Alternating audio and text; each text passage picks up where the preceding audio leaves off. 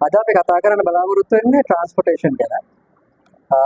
අපි දන්නවා පහුගිය දවස් කිහිපයකට කලින් ලංකාවේ කතා බහක් ඇති වුණා. ලංකාව ලෝකේ වාහන තදබදයේ අධිකම රටවල් අතරේ තුන්වෙනි තැනට පත් වුණා කියලා. මේ තුන්වෙනි තැනට පත් වුණා කියලා කියන්නේ නම්බියෝ කියන ආයතනය ඔවුන්ගේ තියෙනවා නම්බියෝ ට්‍රැෆික් ඉන්ඩෙක්ස් කියලා ඉන්ඩෙක්ස් එකක්. මේකට අනුව තමයි ඔවුන් කියන්නේ ලංකාව තමයි ලෝකේ තුන්වෙනිම වැඩිම රට වාහන තදබදයක් තියෙන රට කියලා. මේකට කොහොමද ඩේටා හම්බෙන්නේ? මේ ඩේටා වල නිරවද්‍යතාවය ගැන ප්‍රශ්න තියෙනවා.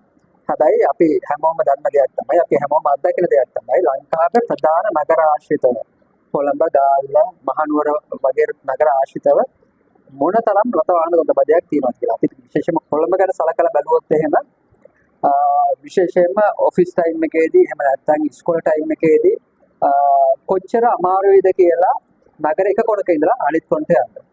කොළඹ කියන්නේ එහෙම විශාල නගරයක් නෙමෙයි. අපි අනිත් රටවල් නගරات එක බලමු. හැබැයි මේක එක කොනක ඉඳලා තව කොනකට යන්න සෑහෙන්න වෙලාවක් ගත වෙනවා. එතකොට මේකේ ට්‍රැෆික් එක ඇති වෙන්න ප්‍රධාන හේතුව තමයි රථ වාහන.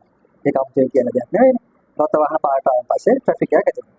එතකොට ලංකාවේ ගත්තොත් එහෙම කොළඹ නගරයට විතරක් පුද්ගලික ප්‍රවාහනය සඳහා භාවිත කරන පුද්ගල ප්‍රවාහන වාහන. ඒ කියන්නේ කාර්, වෑන්, බයිසිකල් ඊට පස්සේ 3 wheeler මේ වගේ ඒවා අවසකට ලක්ෂ 5ක් විතර ඇතුල් වෙනවා. මෙතෙන් ලක්ෂයක් විතර තමයි මෝටර් සයිකල් විදිහට දෙන්නේ. මෝටර් සයිකල් කියන්නේ සාමාන්‍ය අඩු ඉරක් ගන්න වාහනයක්. එතකොට ඒකෙන් රටතද බදයට ඇති වෙන්න දායකත්වය බොහොම අවමයි කියන්න පුළුවන්. හැබැයි අනිත් වාහන ගත්තයින් පස්සේ ඒවයි සැලකිය යුතු බලපෑමක් තියෙනවා තවහා තදබදයට.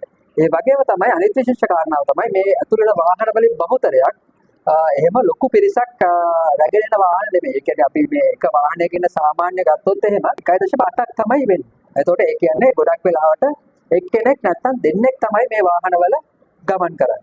අපි දන්නවා මිනිස්සුන්ට අවශ්‍ය වෙන්නේ පාරෙන් බොහොම සුළු ප්‍රමාණයක්. හැබැයි අපි මිනිස්සයව වාහනයක ඇතුළට දැම්මොත් එහෙම ඊට වැඩිය විශාල ප්‍රමාණයක් ඉඩ අවශ්‍ය වෙනවා. ඉතින් මේක අපිට පාරවල් පළල් කිරීමෙන්වත් එහෙම නැත්නම් වාහනවල විනය හැදීම කියන එකෙන්වත් මේ දේ නවත්තන්න පුළුවන් දෙයක් නෙමෙයි. අපි දන්නවා 1978 ලංකාවට විවෘත ආර්ථික ප්‍රතිපත්ති අඳුනලා දෙනවා. ඒ විවෘත ආර්ථික ප්‍රතිපත්ති අඳුනලා දුන්නත් එක්කම නව ලිබරල් ආර්ථික ප්‍රතිපත්ති ක්‍රියාත්මක කරන්න පටන් ගන්නවා. ලෝකෙ දෙවනියට නව ලිබරල් ආර්ථික ප්‍රතිපත්ති අඳුනලා දෙනකොට ලංකාව ඒක විශේෂ තත්ත්වයක්.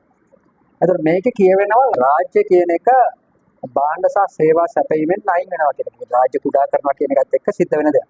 එතකොට ඒකත් එක්ක ලංකාවේ මෙච්චර කාලයක් රජය විසින් පවත්වාගෙන ආපු මගී ප්‍රවාහනය කියන එකෙන් රජය ක්‍රමානුකූලව අත ගන්න පටන් ගන්නවා. පෞද්ගලික අංශයට ඉඩ දීලා. ඒ ප්‍රතිපත්ති අනුවලින්ද මේ විදිහ අවුරුදු 40ක් වගේ කාලයක් ගත වෙලා තියෙනවා. මේ කාලය පුරාවට ටික රජය විශේෂයෙන්ම මේ බස් ගමනාගමනයෙන් අත එළියට අරගෙන තියෙනවා. ඒක මූලිකව බලපාපු එක ශේෂ්ත්‍රයක් තමයි මගී ප්‍රවාහනය කියන එක. කෝච්චි පැත්තකින් තිබුණාට පස්සේ විශේෂයෙන්ම මේ බස් වලට මේක බොහොම තද බල විදිහට බලපානවා. රජය මේ කියන දේවල් අත්හැරලා දාලා තියෙනවා. ඒ වෙනුවට පෞද්ගලික අංශයට ඩෙවලොප් වෙන්න ඉඩ ප්‍රසාර ලබා දීලා තියෙනවා. හැබැයි ලොකු ප්‍රාර්ථනයක් තියෙන, එහෙම ලොකු දැක්මක් තියෙන පෞද්ගලික අංශයක් ලංකාවේ නැහැ. ඒකට හොඳ උදාහරණය තමයි මේ ප්‍රයිවට් බස් කියන්නේ. අපි දන්නවා මේ ප්‍රවාහනය කියන්නේ මගී ප්‍රවාහනය කියන්නේ මිනිසුන්ට අත්‍යවශ්‍ය දෙයක්. ඒ කියන්නේ අපි ගත්තොත් එහෙම උදේ වැඩට යන්න හරි, ළමයෙක් ඉස්කෝලේට යන්න හරි, නැත්නම් වෙන දෙයකට යන්න හරි අපි හැමෝටම එක තැනක ඉඳලා තවත් තැනකට යන්න අවශ්‍යතාවය තියෙනවා.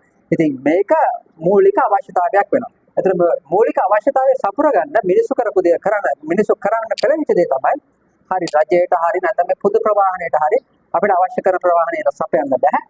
හරි එහෙමනම් අපි අපේම ප්‍රවාහන ක්‍රමයක් භාවිත කරනවා කියන්නේ විශේෂයෙන්ම මේගොල්ලෝ පුද්ගලිකව තමුන් වාහනයක් අරගෙන ඒක භාවිතා කරලා ගෙදර ඉඳලා එක්ක වැඩට එක්ක ළමයි ඉස්කෝලේ දාන්න මේ වගේ දේවල් වලට ගමන් කරන්න පටන් ගන්නවා.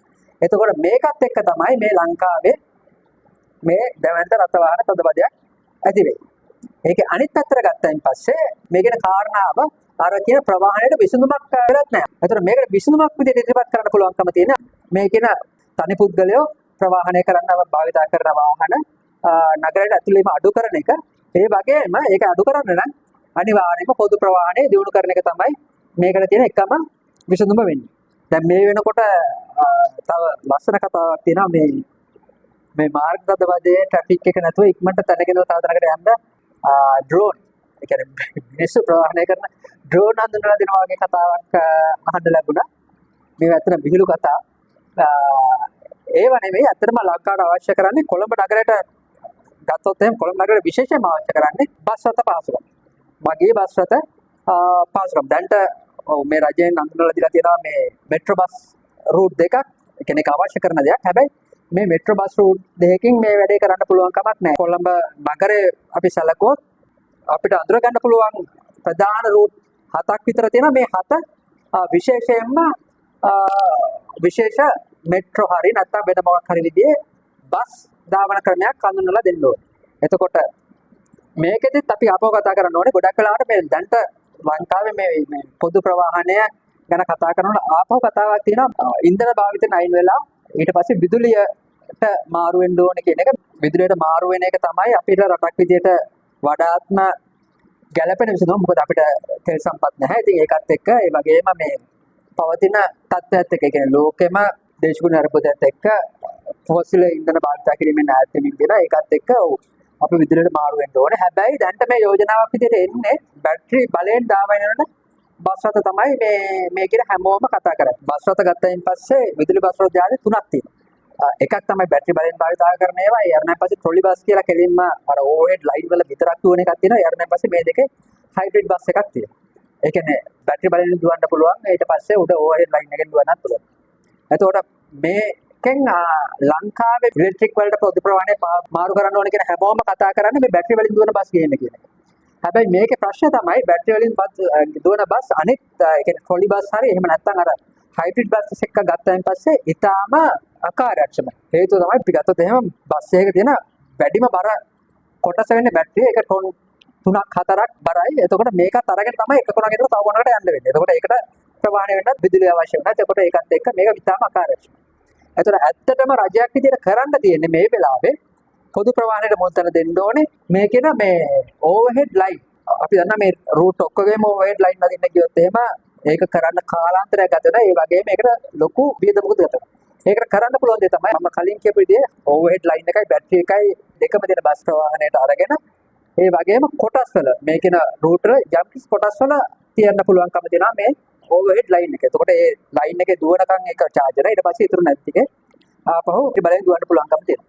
මේ විදිහට මූලිකව අපි කරන්න අවශ්‍ය කරන දේ තමයි මේ කියන දැන්ට පවතින ප්‍රවාහන ක්‍රමය තමුන්ගේ ප්‍රවාහන පාසුකම් සලසලා ගන්නවා කියන එකෙන් පැත්තකට ගිහිල්ලා පොදු ප්‍රවාහනයට මාරු කරන එක. ඒ වගේම තමයි නගර ඇතුළට ඇතුළේන වාහන සඳහා සීමා පනවන එක. දන්නවා සීමා පනවන්න පුළුවන් ක්‍රම ගොඩක් තියෙනවා.